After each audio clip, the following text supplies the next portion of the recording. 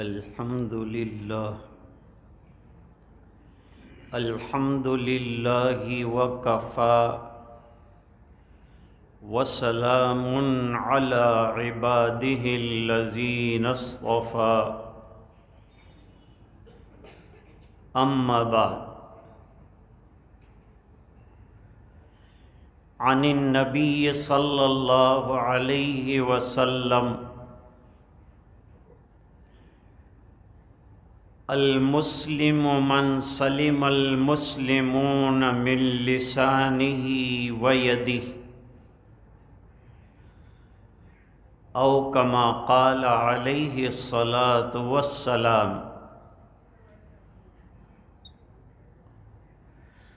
وصدق رسوله النبي الأمي الكريم اللهم صل على سيدنا محمد وعلى آل سيدنا محمد وبارك وسلم۔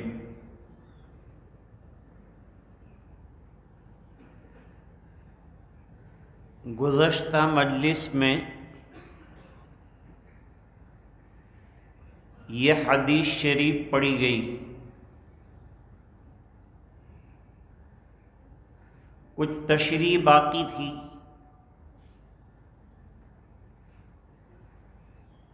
حدیث شریف کا ترجمہ یہ ہے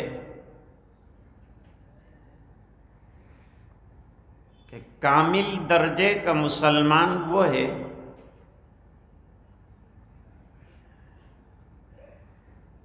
کہ جس کی زبان سے اور جس کے ہاتھ سے دوسرے مسلمان کو نقصان نہ پہنچے۔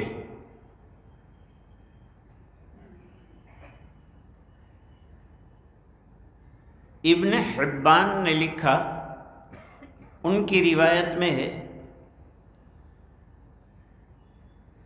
مسلمون کی جگہ ناس، مسلم کی قید اتفاقی،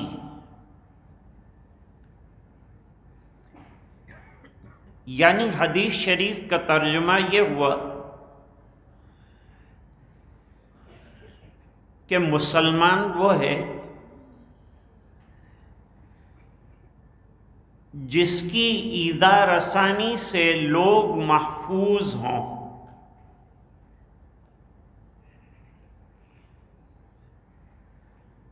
اب اس حدیث شریف میں زبان کا تذکرہ کیا ہے پہلے، من لسانہ و یدی،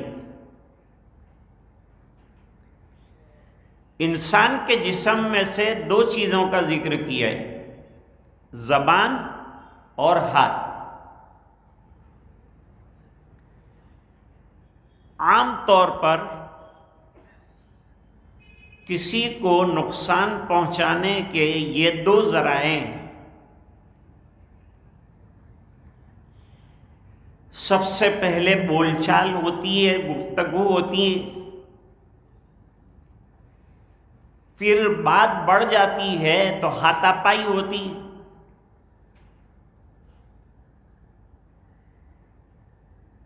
اس لیے یہ دو اعضاء کا ذکر کیا ہے۔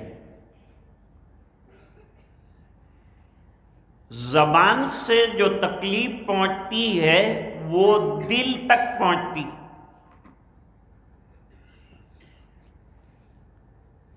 دوسرے اعضاء سے تکلیف انسانی اعضاء کو پہنچتی ہے وہ جسم تک محدود رہتی۔ مارا تو تھپڑ کہیں چہرے پہ لگ گئی، لیکن زبان سے جب آدمی بولتا ہے تو دلوں کو زخمی کرتا ہے۔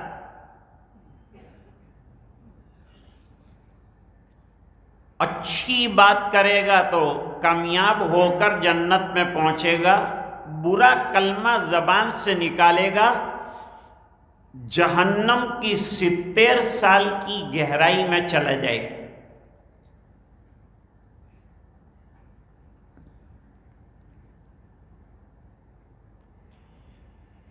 ہاتھ سے ایذا نہ پہنچانے کا مطلب یہ نہیں ہے کہ پیر سے ایذا دے سکتا ہے، کوئی بھی عضو سے نہ دے۔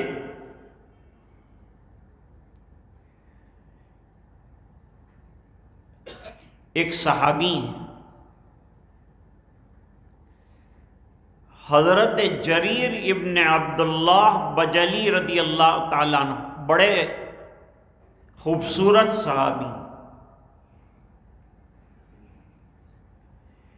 اور بڑے قداور صحابی،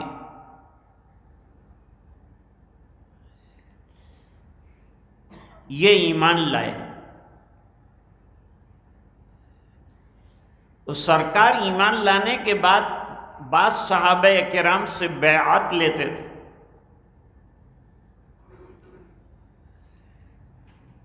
تو ان سے بھی بیعت لی۔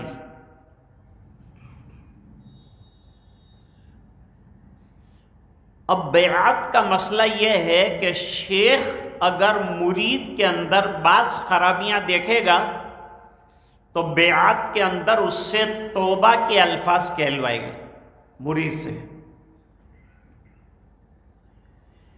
جیسے جیسے مرید کے احوال ہوں گے اس طرح سے بیعت کروائے گا، اور بیعت کے الفاظ بدل سکتے ہیں۔ حضور نے بیعت لی، پہلے تو ایمان پر بیعت لیتے ہیں، ایک اللہ پر ایمان لاؤں گا، توحید پر زندگی گزاروں گا، یہ سب سے بڑی بیعت۔ نمبر 2، حضور صلی اللہ علیہ وسلم کو آخری نبی مانوں گا۔ نمبر 3، اللہ کی توحید کی اور رسول کی رسالت کی گواہی دوں گا، شہادت۔ نمازوں کی پابندی کروں، اگر صاحب نصاب ہوں تو زکوٰۃ دوں گا۔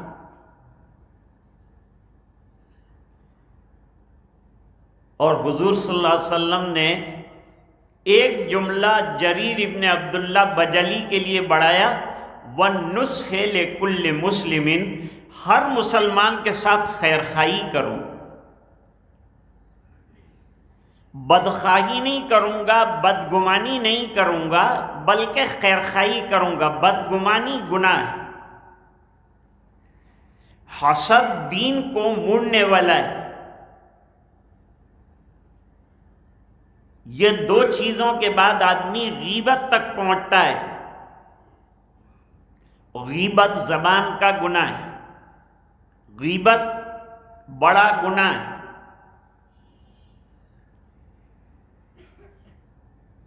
غیبت کا کرنا بھی ناجائز ہے اور غیبت کا سننا بھی ناجائز ہے۔ جیسے قرآن کریم کا پڑھنا ثواب ہے اور قرآن کریم کا سننا بھی ثواب ہے۔ جیسے ہم نمازوں کے اندر قرآن کریم امام صاحب سے سنتے ہیں تو ان کو پڑھنے کا ثواب ملتا ہے، ہم کو سننے کا ثواب ملتا ہے۔ تراویح میں قرآن کریم پڑھا جاتا ہے، پڑھنے والوں کو پڑھنے کا اجر ملتا ہے، سنانے کا اجر ملتا ہے، اور سامعین کو سننے کا ثواب اللہ تعالیٰ دیتے ہیں، اور کمی کوئی نہیں۔ پڑھنے والے کو ہر حرف پر 10 نیکیوں کا ثواب، اور سننے والوں کو ہر حرف پر 10 نیکیوں کا ثواب اللہ دیتے ہیں۔ یہ دلیل میں نے دی کہ قرآن کا پڑھنا ثواب ہے، قرآن کریم کا سننا ثواب ہے۔ غیبت کا کرنا حرام ہے، غیبت کا سننا حرام، بلکہ سننا زیادہ خطرناک ہے۔ جب کوئی غیبت کرے گا تو کس کے سامنے کرے گا؟ جو سن رہا ہے اس کے سامنے کرے گا۔ اور غیبت ایسی بلا ہے کہ تعریف سے شروع ہوتی ہے۔ حضرت تھانوی رحمت اللہ علیہ فرماتے ہیں کہ ہماری مجلس میں ہم کسی کی زیادہ تعریف نہیں کرتے، کیونکہ شیطان تعریف کے بعد غیبت پر لگا دیتا ہے۔ تو غیبت کی بنیاد تعریف ہے، بہت اچھے ہیں، بہت کمال کے ہیں، اور یہ ہیں اور یہ ہیں، لیکن ذرا سے یہ بھی ہیں۔ یہ لیکن جو ہے نا، وہاں سے غیبت شروع ہوتی ہے۔ ایسے وقت میں شیطان ہمارا ڈائریکشن چینج کرتا ہے کہ ہمیں پتہ بھی نہیں چلتا کہ ہم تعریف میں سے غیبت میں آ گئے۔ اس لیے کسی کی زیادہ تعریف مت کرو تاکہ پھر غیبت میں جانا پڑے۔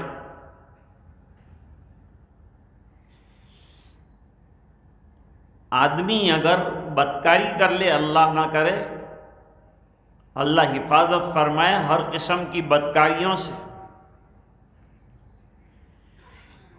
تو مسلمان جو ہے بدکاری کرنے کے بعد احساس اپنے اندر پیدا کرتا ہے، اس کے اندر احساس پیدا ہوتا ہے کہ مجھ سے گناہ ہو گئے،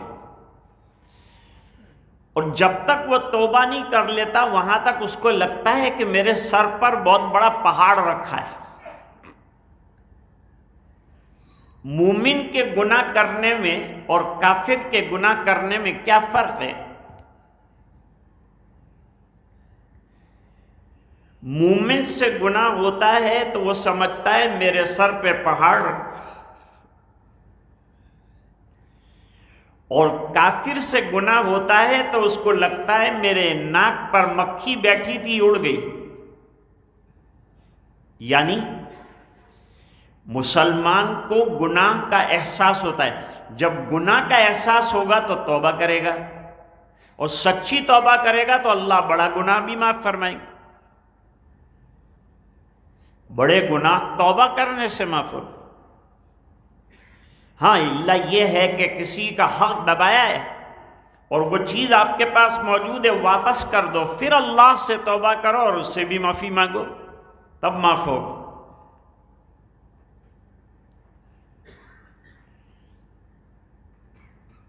تو بدکاری خدا نہ خواستہ ہو گئی تو مسلمان توبہ کرتا ہے، اسے جب تک توبہ نہیں کر لیتا وہاں تک چین نہیں پڑتا ہے۔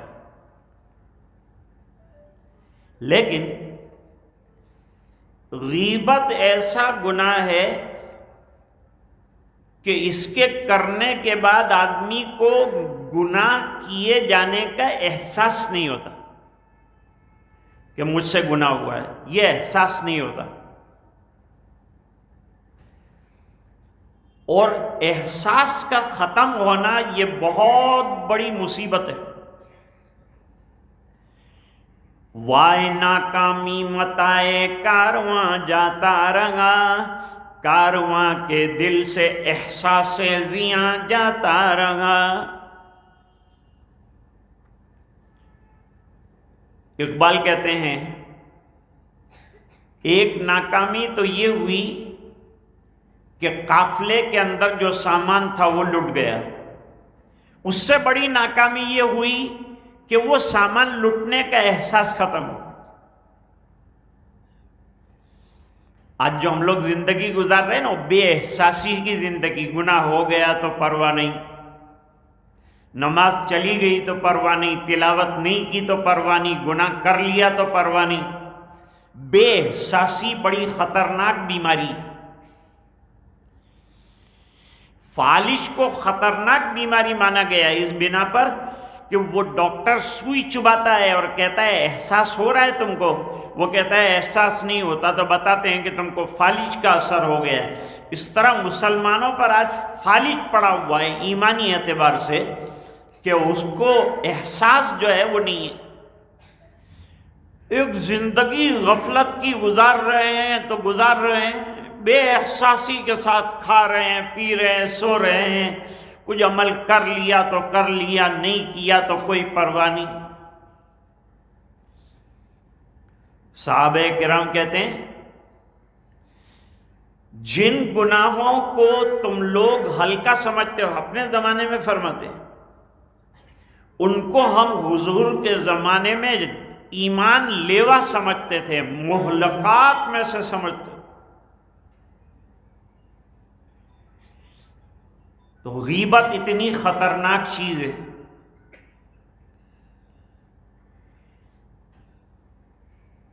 کتابوں سے پتہ چلتا ہے غیبت کرنا ایسا ہے جیسے مسجد میں ماں کے ساتھ بدکاری کا کرنا۔ اب غیبت کس کو کہتے ہیں اکثر لوگوں کو یہ علم نہیں ہے۔ غیبت کی تعریف معلوم نہیں ہے، بیک بائٹنگ انگریزی میں کہتے ہیں۔ کسی کے اندر ایک عیب ہے،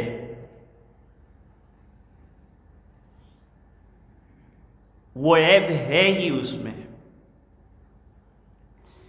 یہ عیب کا اس کے سامنے ذکر نہ کرنا بلکہ اس کے پس پشت کسی اور کے سامنے ذکر کرنا، اس کو غیبت کہتے ہیں۔ اور جو عیب آپ نے دوسرے کے سامنے بیان کیا وہ عیب پایا نہیں جاتا اس شخص کے اندر جس کا عیب بیان کیا، تو یہ بہتان ہے، اس کا گناہ اس سے بھی اونچا ہے، بڑا ہے۔ اس لیے امام بخاری رحمۃ اللہ علیہ نے تو باب قائم کیا ہے کہ اگر کسی کی غیبت کر لی ہو تو جلدی سے جلدی اس سے جا کے معافی مانگ کر اپنے آپ کو پیش کر دے۔ غیبت کی تفصیل بتانے کی ضرورت نہیں ہے کہ میں نے کیا غیبت کی تھی، لیکن اتنا بتانا ضروری ہے کہ مجھ سے آپ کی غیبت ہو گئی ہے، آپ مجھے معاف فرما دیجئے، تاکہ قیامت کے دن آپ کی گردن چھوٹ جائے۔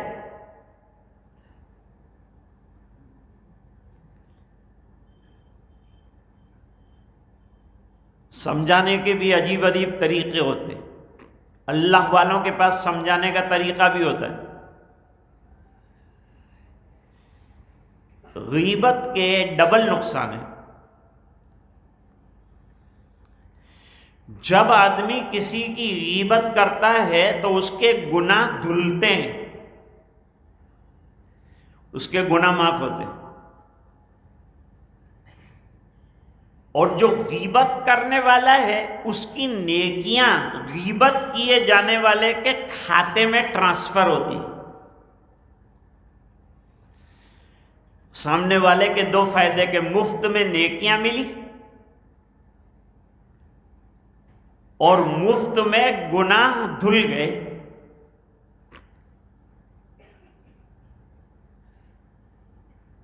جس کی غیبت کی جاتی ہے اس کے فائدے ہی فائدے، اس لیے اس کو غم کرنے کی ضرورت نہیں، ورنہ اکثر اور بیشتر جب ہم سنتے ہیں، اور ہونا بھی چاہیے، انسان ہے آخر، جب وہ سنتا ہے کہ فلان بھائی میری غیبت کر رہا تھا تو اس کا دل ٹوٹ جاتا ہے، اس کے دل کے اندر دکھ پیدا ہو جاتا ہے، دکھی ہو جاتا ہے کہ ہائے اگر میری برائی تھی تو مجھے کہہ دیتا تو میں اس کی اصلاح کر لیتا، تیسرے کو کہنے سے تو میری اصلاح ہو سکتی نہیں، اگر واقعی میرے اندر برائی تھی تو مجھے پیار سے بتا سکتا تھا۔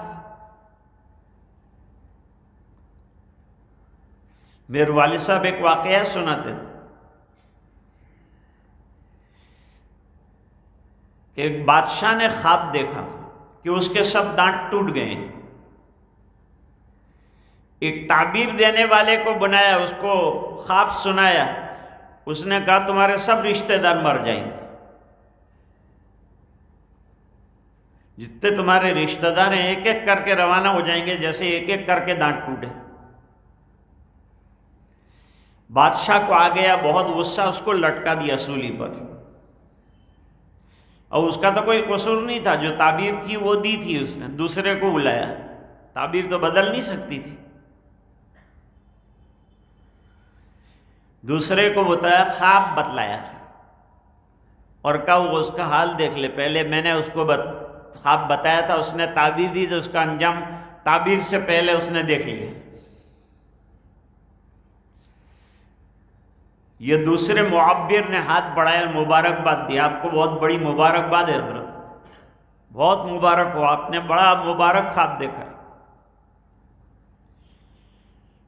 تعجب ہوا بادشاہ، پھر کہا کہ کیا مبارکبادی کی کیا بات ہے؟ فرمایا رشتہ داروں میں کسی کی عمر آپ جتنی نہیں، سب سے بڑی عمر آپ کی ہے، مطلب یہ کہ سب پہلے جائیں گے آپ بعد میں جائیں گے۔ بات تو وہی کہی، لیکن انداز گفتگو کیسا تھا پیارا۔ اس طرح سے سرکار کی یہ موضوع کسی موقع پر چھیڑوں گا، یہ سیرت کا ایک عنوان ہے۔ تو اللہ والے کیسے سمجھاتے ہیں اللہ کے بندوں کو، دل میں بات بٹھا دیتے ہیں۔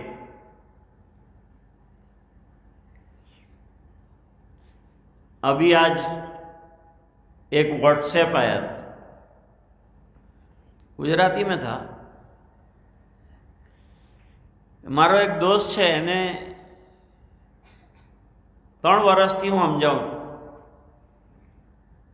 3 साल से समझाता हूँ, लेकिन जब मैं नेकी की कोई बात करता हूँ तो लड़ाई पे उतर आता है। वो बुराई में लगा हुआ है, गुनाहों में लगा हुआ है, और मैं गुनाहों से रोकता हूँ तो बिगड़ जाता है मेरे ऊपर, लड़ाई करता है, झगड़े करता है। मैंने कहा कितने साल हुए? कहा 3 साल हुए। तो अब मैं क्या करूं? मैंने कहा उसके हाल पर छोड़ दो, क्यों कुरान करीम यही कहता है, अलैकुम अनफुसकुम। जब तुमने समझा दिया और एक अरसा दराज तक समझा दिया, अब भी नहीं मानता, तो अब अल्लाह से दुआ करते रहो उसकी हिदायत के लिए। तुमने जो काम करना चाहिए था, एक फर्ज मनसबी, अपने दोस्त को समझाना, बुराइयों से बचाना, वो कर लिया।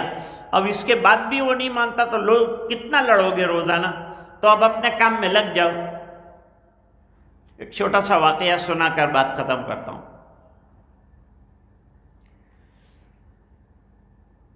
इमाम आज़म अबू हनीफा रहमतुल्लाह अल्लाह ने इनको फ़िक़ा भी अता फरमाया था, इमामत का दर्जा भी अता फरमाया था, बड़ी दीनी समझ बहुत अता फरमाया। पता चला कि एक शख्स रात और दिन ग़ीबत करता है, तो उसके घर का पता लिया। अल्लाह वालों को दुख होता है कि हमारी वजह से वो दुखी हो रहा है, खामखा के लिए परेशान और गुनाहगार हो रहा है, इसको रोकना चाहिए बेचारे को।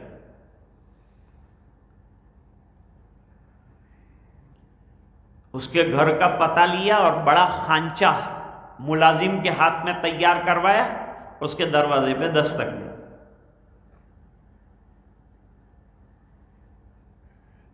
हमारा हाल यह है कि हमको पता चलता है कि वो गीबत करता है तो हम दुगना शुरू कर देते हैं गीबत। जितनी वो करता है का यानी अंदर काटली खराबी आया ना करता वधारे खराबी मने खबर है नहीं हूँ छे। ये डबल गीबत करता है। हज़रत हकीमुल इस्लाम फरमाया करते थे, सामने वाले ने गाली दी, बदले में हमने भी गाली दी, 2 गाली हो गई। उसने गाली दी तो हमको जवाब गाली से नहीं देना है, दुआ से देना है। लेकिन इसके लिए जिगर भी तो चाहिए, इतना हौसला भी तो चाहिए कि सामने वाला गाली दे और हम उसको माफ़ करें और दुआ दें। ये सब इस्लाह की चीज़ें हैं। इसकी इस्लाह जो अंदर ये बिगाड़ है ना, इसको दुरुस्त करना, उसके लिए मजालिस होती है। दरवाज़ा खोला, उसने देखते ही भड़का, अबे आप क्यों आए मेरे दरवाजे पे? अबे हदिया लेके हाजिर हुआ। कहा मैं तो आपकी बुराइयां करता हूं, कहा इसीलिए तो हदिया लाया हूं कि आप ये इनाम रोजाना और ये एहसान फरमाते रहिए। आप मेरे मोहसिन हैं, इसलिए मोहसिन को तो हदाया दिए जाएंगे, तो आप मेरे ऊपर एहसान कर रहे हैं। कहा मैं क्या एहसान करता हूं? आप तो डबल एहसान कर रहे हैं। एक तो मुझे फ्री के अंदर नेकियां दे रहे हैं, मुझे तो एक एक नेकी की ज़रूरत पड़ेगी आखिरत में, और आप काम करते हैं, कमाते हैं और मुझे देते हैं। भाई ये कितना अच्छा आदमी होगा कि सुबह से शाम तक कमाए और लिफाफे में रख के मुझे दे जाए, खुशी होगी कि नहीं? दुआ भी देंगे उसको। भाई ये तो बहुत अच्छा काम है कि कमाएं आप और खाएं हम, ये तो बहुत अच्छा काम है। तो आप कमा रहे हैं नेकियां और मुझे जो है ऑफर कर रहे हैं, तो ये बड़ा एहसान का काम है, इसको जारी रखिए। हदिया इंशाअल्लाह बढ़ने की उम्मीद है और बढ़ेगा हदिया। کہ دوسرا کیا میں تم کو فائدہ پہنچاتا ہوں؟ کہا میں گناہگار انسان ہوں اور کوئی ہے جو میرے گناہ فری میں دھو ڈالے، کہ گناہ مجھ سے ہو جائیں اور وہ معاف کرا دے؟ ایسا کوئی ہے؟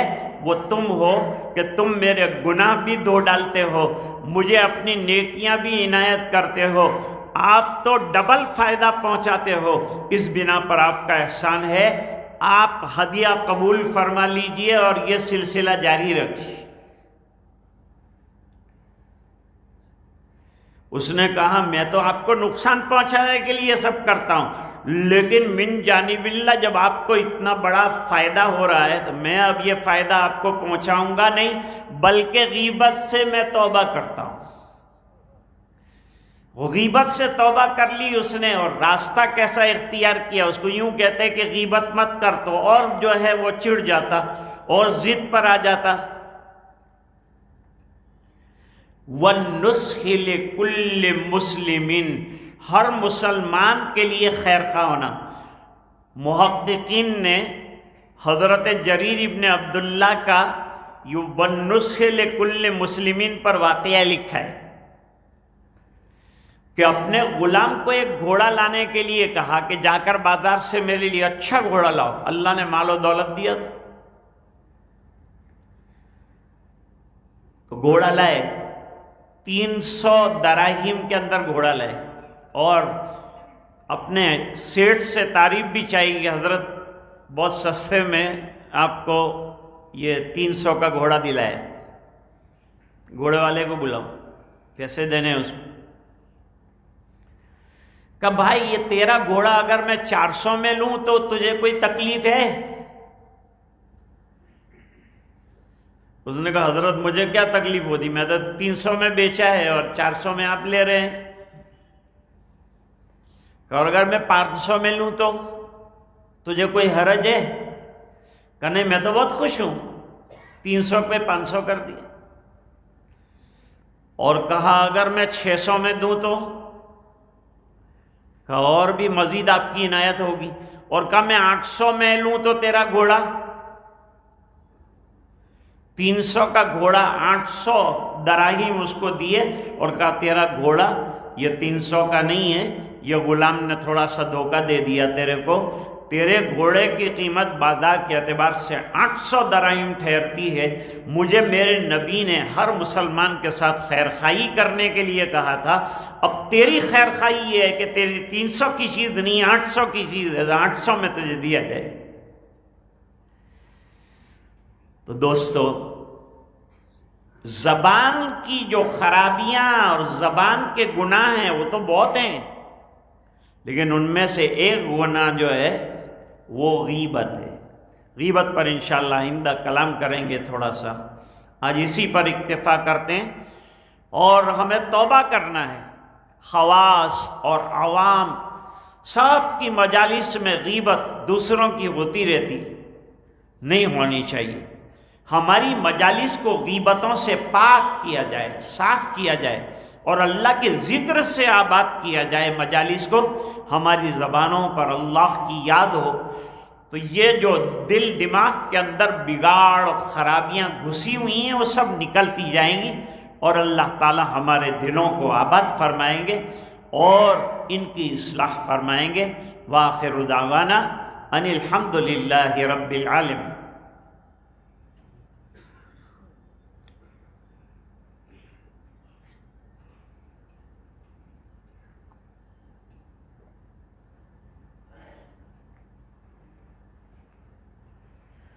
تھوڑی دیر کے لیے انشاءاللہ ذکر کریں گے، ماں بہنیں بھی ذکر کریں گی لیکن آہستہ کریں گی، اور اس کے بعد مراقبہ ہوگا۔ مراقبہ سب کر سکتے ہیں، جو شیخ سے بیعت ہو نہ ہو سب کر سکتے ہیں، اور مراقبہ کوئی 3-4 منٹ کے لیے کریں گے۔ مراقبہ اللہ کے دھیان میں بیٹھنے کا نام ہے، اور ذکر اللہ کی یاد کا نام۔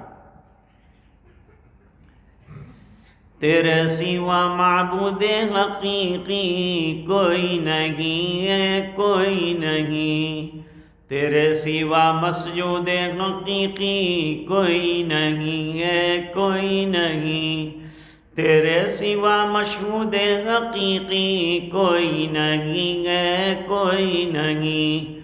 اب تو رہے بس تادم آخر ورد زباں اے میرے الہ، لا الہ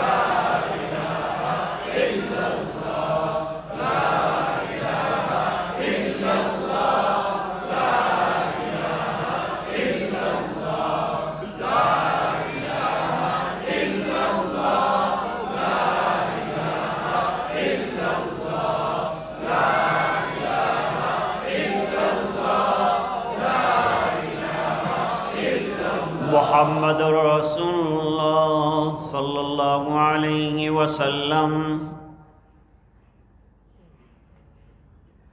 اب مراقبہ کریں گے، اللہ کی رحمت برس رہی ہے، دل میں سما رہی ہے اور دل کہہ رہا ہے اللہ اللہ اللہ۔ اسی تصور کا نام، سر کو دل کی طرف ذرا سا جھکانا ہے اور زبان سے کچھ نہیں کہنا ہے، اور صرف تصور کرنا ہے اللہ کی رحمت برس رہی، دل میں سما رہی ہے اور دل کہہ رہا ہے اللہ اللہ اللہ۔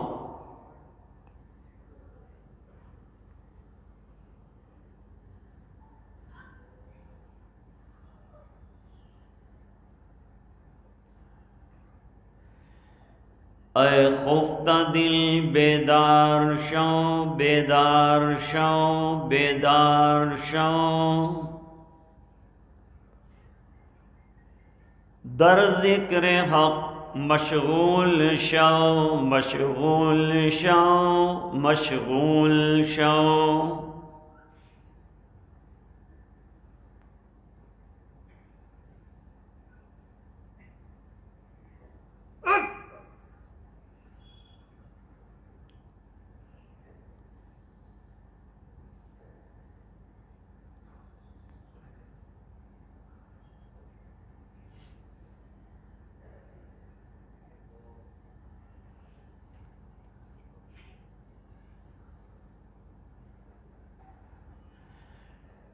عزیزو دوستو یارو یہ دنیا دار فانی ہے،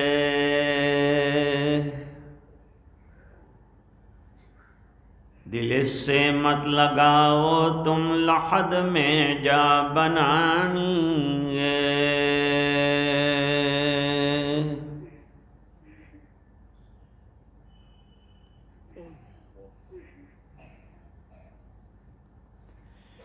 تو آیا بغیر طاعت پسا لذات دنیا میں،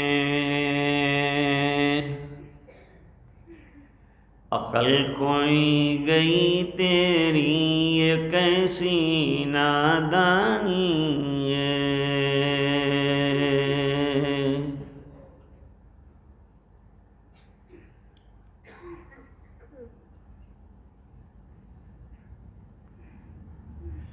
جب آنکھ بند ہو تو یہ تصور کرے کہ کہا گیا تو آنکھ بند کی، ایک دن وہ آئے گا جب لوگ آنکھ بند کر دیں۔